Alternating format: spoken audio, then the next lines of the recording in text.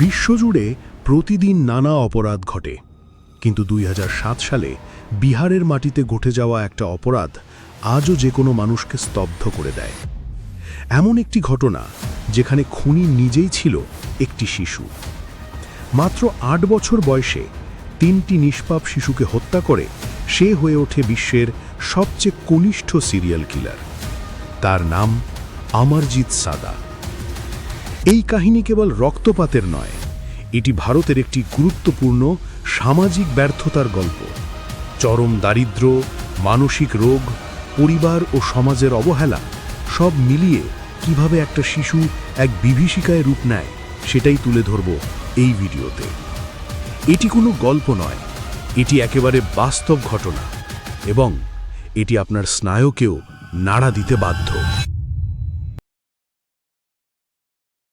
১৯৯৮ সালে বিহারের বেগুসরাই জেলার এক অজগ গ্রামে মুসাহারিতে জন্ম নেয় অমরজিৎ সাদা। পরিবারটি ছিল অতি দরিদ্র।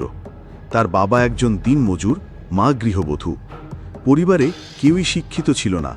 বই খাতা তো দূরের কথা, অমরজিতের ছোটবেলায় খাবার জোটানোই ছিল বড় চ্যালেঞ্জ। এই পরিবেশই অমরজিতের মনোজগতে গভীর ছায়া ফেলেছিল বলে মত মনোবিজ্ঞানীদের। বাড়ির বড়রা অমরজিতের আচরণ নিয়ে চিন্তিত থাকলেও দারিদ্র্য আর অজ্ঞতার কারণে তারা বিষয়টিকে গুরুত্ব দেননি। শিশু মন তখন ধীরে ধীরে বুনতে থাকে হিংস্রতার বীজ, যার ফলাফল একদিন গোটা জাতিকে কাঁপিয়ে দেয়। ২০০৬ সালে অমরজিতের বয়স তখন মাত্র ৭। সেই সময় সে প্রথম হত্যাকাণ্ড ঘটায়। নিজের ৬ বছরের খুড়তুতো বোনকে হত্যা করে। ঘটনার আসল কারণ আজও অস্পষ্ট, তবে পারিবারিক বিবাদ বা মানসিক বিকার থাকতে পারে বলে অনুমান।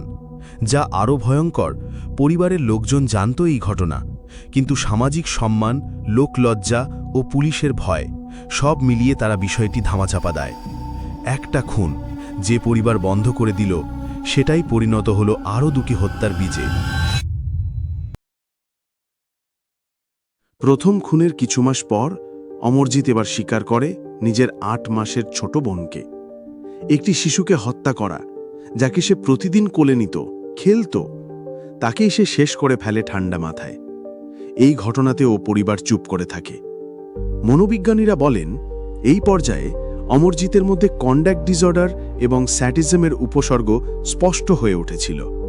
সে অন্যকে কষ্ট দিয়ে আনন্দ পেতে শুরু করেছিল, কিন্তু পরিবার তা বুঝেও সমাজের ভয়ে মুখ বন্ধ রাখে, আর সেই চুপ থাকার ফল আরও ভয়ঙ্কর। ২০০৭ সাল। অমরজিতের বয়স তখন মাত্র ৮।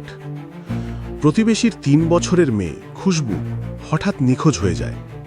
খোঁজাখুঁজির পর গ্রামবাসীরা সন্দেহ করতে শুরু করে অমরজিৎকে। পুলিশি জেরায় সে বলে, আগে আমাকে বিস্কুট দাও, তারপর বলবো। বিস্কুট পেতেই সে স্বীকার করে খুশবুকে সে হত্যা করে মাঠে পুঁতে রেখেছে। তার দেখানো জায়গা থেকেই খুশবুর মৃতদেহ উদ্ধার হয়। এখানেই শেষ নয়, জেরায় সে আরও ২টি হত্যার কথা স্বীকার করে।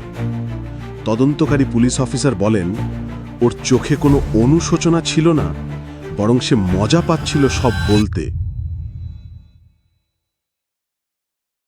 অমরজিৎকে পর্যবেক্ষণের জন্য মনোবিজ্ঞানীদের একটি টিম গঠন করা হয়। তাদের মতে সে কন্ডাক্ট ডিসঅর্ডারে আক্রান্ত।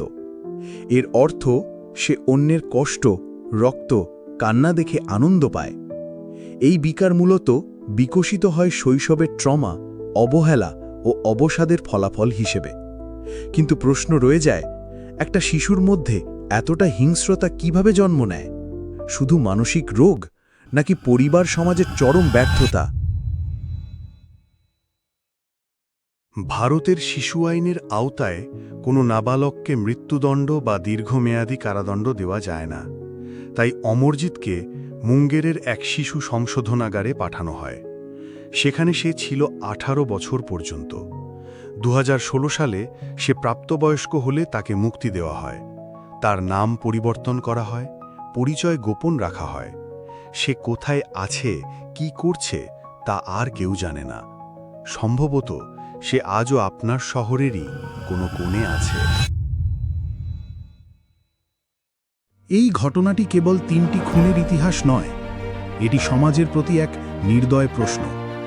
যদি পরিবার প্রথম খুনেই প্রতিবাদ করত, যদি সমাজ কে কি বলবে না ভেবে পুলিশের দ্বারস্থ হতো, তবে কি বাঁচত খুশবু? অমরজিৎ সাদার এই কাহিনী আমাদের চোখে আঙুল দিয়ে দেখায় অবহেলা, দারিদ্র্য, অশিক্ষা ও সামাজিক ভয় কিভাবে জন্ম দেয় এক শিশু খুনিকে। সতর্ক হই, কারণ হয়তো এই রকম আরেকজন জন্ম নিচ্ছে আমাদের পাশেই।